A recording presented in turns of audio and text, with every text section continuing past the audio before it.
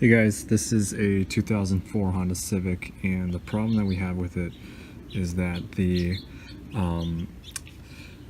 rear driver's side door lock here doesn't unlock when you press on the key fob to unlock it. So if we press it once, we can see that this one goes up, and then when we press it a second time, if you try here, it's not making it all the way up.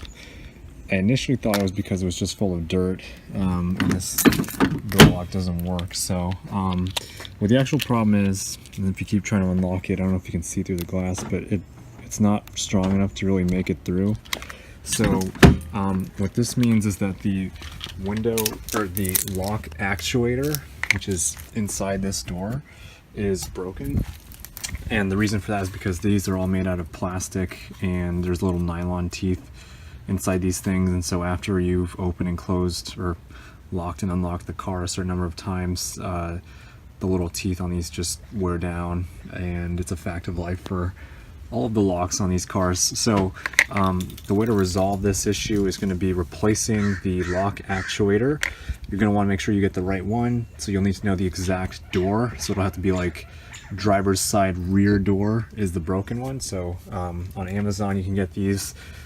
This is an aftermarket one, so it was only, I think, $13. So this is a pretty easy fix to do, and the tools you're going to need would be a small flathead screwdriver to pry off the little door hinge, some Phillips screwdrivers. You do need one with a longer part on it because some of these screws are kind of deep down in the door. It is nice to have little magnets like these you can use to pull out the screws that are deep down, so you don't have to fish them out with like needle nose pliers.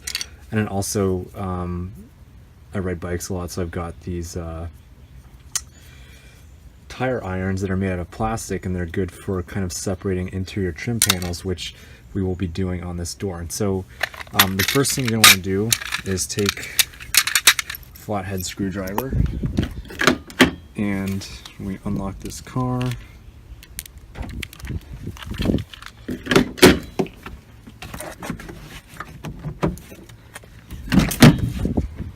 We're going to be removing this little flap here, and hopefully you guys can see it. Basically, you just get the screwdriver in like that, this thing comes out, and you have access now to two Phillips screws back here. So we're going to take out these two screws, and then the other thing you're going to be doing is removing, let's see if I can get it. So right here, I'm going to be prying this piece of plastic away from the door, and that's going to reveal two additional Phillips screws that will let us get this door partially off. After you get these two screws off, there will be some fasteners that are just plastic, and so you'll kind of move your hand around here and undo those, but do that after you've actually taken out the Phillips screws first.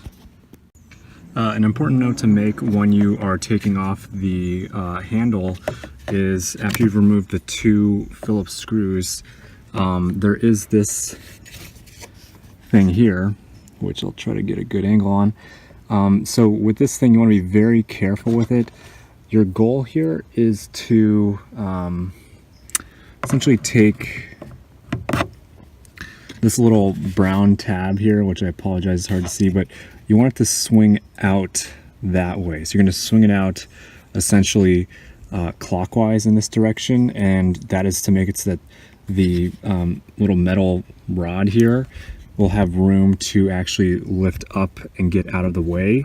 These are very delicate and fragile, so you want to be very careful with this part. So swing this little brown plastic tab, sometimes they're white, you just swing it out to the right and then lift the black rod up, and then you can remove the actual door handle from the door.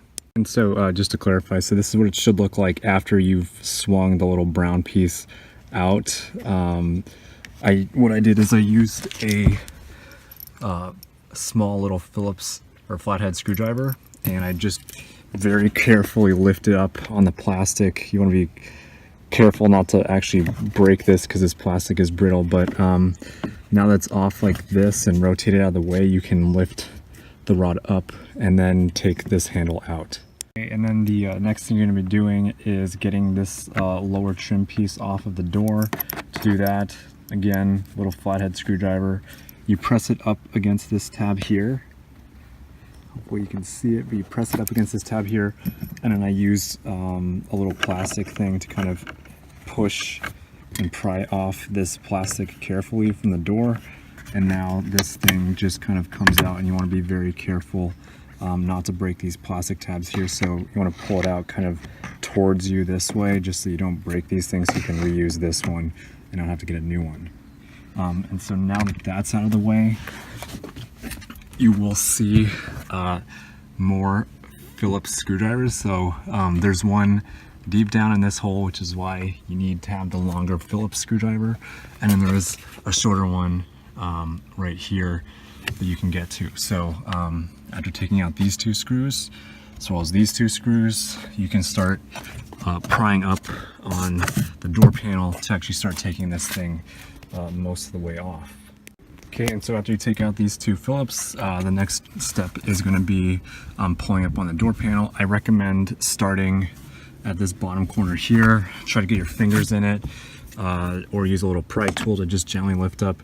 And so you're going to have these little plastic clip press pins things, and the only way to get them out is just basically pull, but you do want to be careful. And so you just kind of work your way around. And this is hard to do with one hand, but you just keep working your way around. And I'm going to use two hands to do this because I don't want to break it. But after you get the clips off from this part of the door, then you will be able to lift up this panel directly up like this, because it is hooked down into here. And so once you get that off, then you'll have access to the inside of the door. Okay, after you get the clips off, now you can lift up the door panel like this and actually remove it from the door. So my point is just make sure you lift it up and out of the way. Another important thing to make note of is how your door window switch has a little plug on the end of it. So before you completely lift the plastic panel away, you will make sure you need to press a little pin on this side of it and then pull it out away from this socket right here before you take this whole door off. Okay, and so after you get the door panel completely off, you will have this little plastic cover, which is to help keep dust out of the internals, which clearly the old one wasn't really even doing. What I just cut off this piece here because that was the one thing holding it up, and I'm going to use just some shipping tape to tape up the thing back in place. And now we can see the old this right here is the door lock actuator, and so you just want to take a look at your replacement one that you buy from wherever and confirm that it is the same, which it is. So out with the old, in with the new, and hopefully, so it's gonna be two Phillips right here. This plug right here will come out pretty easily, and you're going to detach the lock right here from the old actuator before putting in the new one. Okay, and this is what it should look like after you put in the new one. The new one did come with a little dust cover cap here, so I'm going to leave that one on. And I just plugged in the electrical connector on the bottom one, and you can confirm that the car now unlocks. Press that once, and we can see now that this actuator is working. And so we'll put the door back in and just confirm that this issue has been resolved. I'm going to tape this back up like so, and we'll see how it looks. Okay, and so I've just finished putting back on the door panel. You hang it on top first, and then you kind of hit around the sides here to get the clips to engage. Then you put in the two Phillips screwdrivers or screws into here. Then you put this plastic cover back on. Make sure to put back in the window switch for this door.